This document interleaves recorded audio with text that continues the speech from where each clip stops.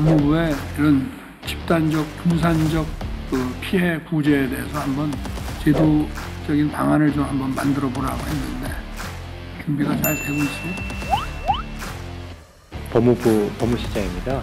대통령님께서 지시하신 직후에 바로 지금 문체부 장관님 말씀하셨다시피 3개 부처가 바로 실무자회를 시작을 했습니다. 법안을 마련해서 현재 지금 법안이 국회에 발의되어 있는 그런 상황입니다. 행정적인 것뿐만이 아니라 사법적으로 피해자들에 대한 집단 소송이라든가 대표자 소송 이런 것들에 대한 좀 절차법적인 것도 좀 준비를 했나요? 지금 법무부에서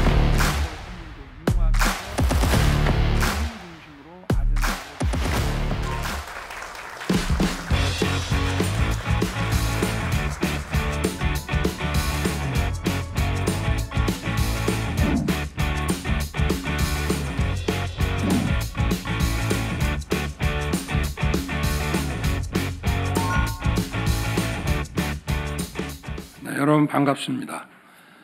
올해 1월 4일 국민과 함께하는 민생토론회를 처음 시작한 후 지난 3월 26일까지 3개월 동안 전국의 현장에서 매주 1회 또는 2회 총 24번의 민생토론회를 열었습니다. 많은 국민과 기업들의 목소리를 현장에서 생생하게 들었고 여러 지역을 찾아 지방이 겪고 있는 어려움도 꼼꼼하게 살펴봤습니다. 그리고 빠르게 정책에 반영해서 국민의 삶을 바꾸고 있습니다. 오늘은 그동안 민생토론회를 통해 정부가 결정하고 추진해온 과제 가운데 사회 분야의 정책들을 점검하기 위해 회의를 열었습니다. 제가 민생토론회를 해오면서 반복해서 강조하는 2가지가 있습니다. 하나는 검토하겠다는 말은 절대로 하지 말자는 것입니다. 국민들에게 검토한다는 말은 사실상 안 한다는 말과 같은 뜻으로 받아들이게 돼 있습니다. 그동안 많은 국민들께서 공무원들의 검토한다는 말만 듣고 속을 끓이실 때가 많았던 것입니다.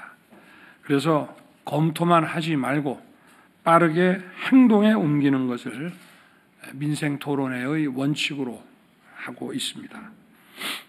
2번째는 벽을 허물자는 것입니다.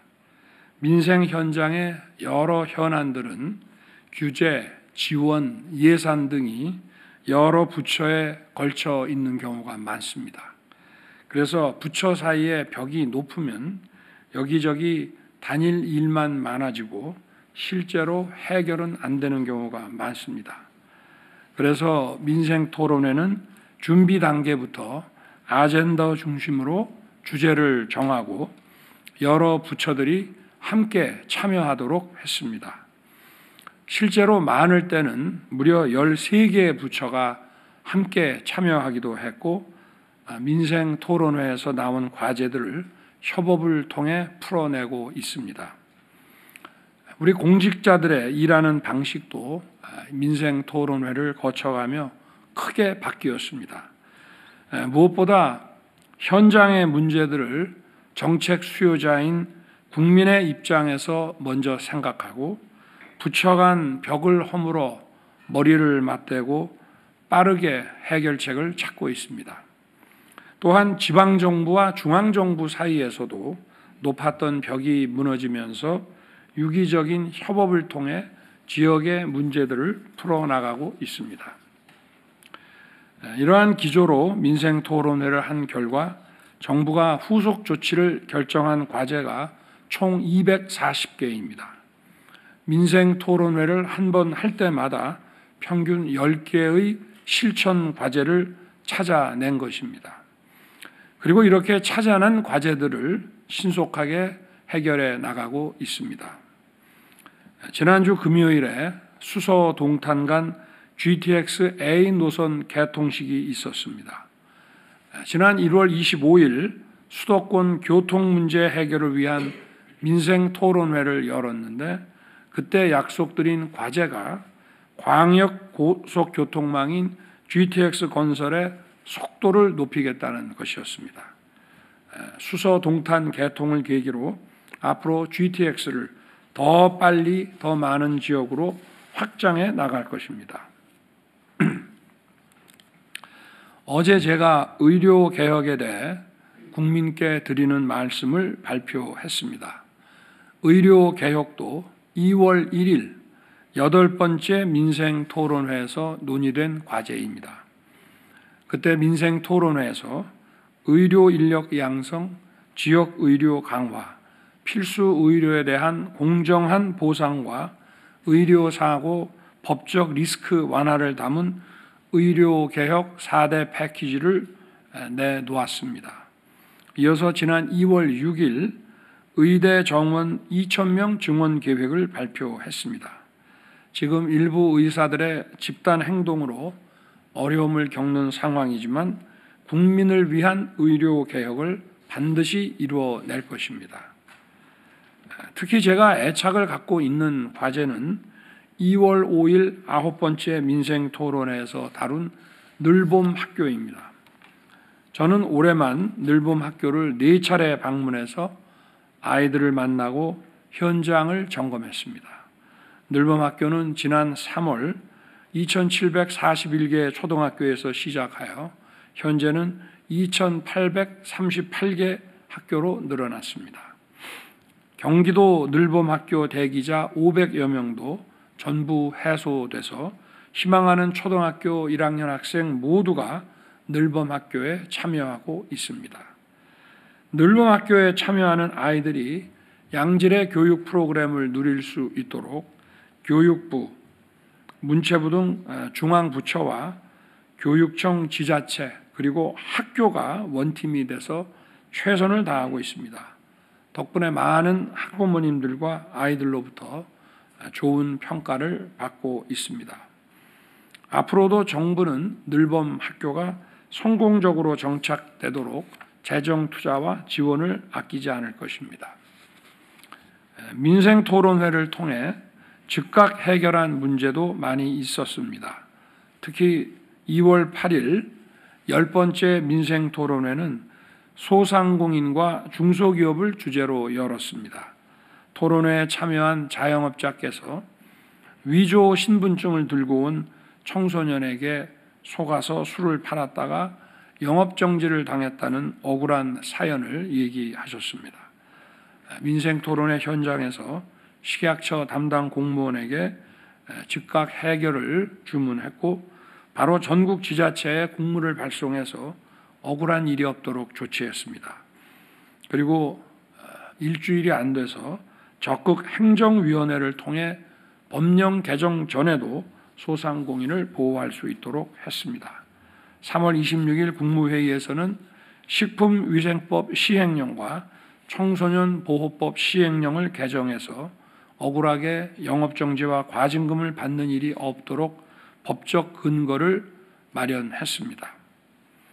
또한 1월 22일 5번째 민생토론회는 생활규제를 주제로 열었습니다. 국민들이 생활 전반에서 느끼는 여러 가지 규제들을 풀어서 체감할 수 있는 변화를 만들었습니다. 우선 단말기 유통법 폐지 방침과 함께 통신사업자 간 마케팅 경쟁을 활성화해서 통신요금을 낮추는 방안을 내놓았습니다. 국회의 단말기 유통법 폐지를 기다리지 않고 시행령 개정을 비롯해서 정부 차원에서 할 수 있는 일부터 즉시 추진했습니다. 이를 통해 단말기 구입 지원금이 확대되고 다양한 요금제가 출시되면서 국민의 통신비 부담이 줄고 있습니다. 같은 날 토론회에서 대형마트 공휴일 의무 휴업으로 인한 국민의 불편을 개선하기로 했습니다. 지난해 의무 휴업일을 평일로 전환한 대구광역시 사례를 분석한 결과 주변 소상공인들의 매출이 감소될 것이라는 우려와 달리 오히려 상권 전체가 활성화되는 등 상생 효과가 큰 것으로 나타났습니다. 토론회 이후 서울 동대문구가 휴일이 아닌 평일 휴업으로 바꾸었고 부산광역시도 오는 5월부터 의무 휴업일을 평일로 바꾸는데 동참하기로 했습니다. 앞으로 더 많은 지자체가 동참할 수 있도록 노력하겠습니다. 1월 30일 7번째 민생토론회에서는 디지털을 주제로 국민을 위한 원스톱 행정 서비스를 추진하고 게임 이용자 권리 보호를 강화하는 방안을 논의했습니다. 원스톱 행정 서비스는 스마트폰이 일상화된 디지털 시대에 국민 생활 편익 증진을 위해 꼭 필요한 정책입니다. 지난 3월 13일부터 120개 공공서비스 구비 서류를 제로화해서 국민들이 각종 서류를 갖추기 위해 이리 뛰고 저리 뛰고 하지 않도록 바꿨습니다. 대표적 디지털 융합 산업이자 엄청난 성장 잠재력을 가진 게임 산업을 제대로 육성하기 위해 소비자 보호도 강화했습니다. 게임 이용자들에게 확률형 아이템의 정보를 공개하고 집단적 분산적 피해 구제 방안 마련, 소액 사기 전담 수사관을 지정하는 등 이용자 중심의 대책을 마련하고 있습니다. 그 밖에도 민생토론회를 통해 정부가 미처 살피지 못했던 분야의 많은 과제들을 찾을 수 있었고 이를 반영한 정책들을 만들어 신속하게 추진하는 데 힘을 쏟고 있습니다. 정책 효과가 더 빠르게 나타나도록 각 부처는 후속 조치를 속도감 있게 전개해 주시기 바랍니다. 아울러 국민들께서 각자의 삶에 도움이 되는 정책들을 쉽게 찾아 혜택을 누릴 수 있도록 정책 소비자 중심으로 소통을 강화하고 국민 눈높이에 맞는 효과적인 정책 홍보 방안을 찾기 바랍니다. 오늘 회의에서는 민생토론회에서 국민께 답변을 드린 실무자들도 참석했습니다. 이행 상황을 국민 여러분께 상세히 보고해 주시고 실질적인 논의의 장이 될 수 있도록 기탄 없는 의견을 개진해 주기 바랍니다.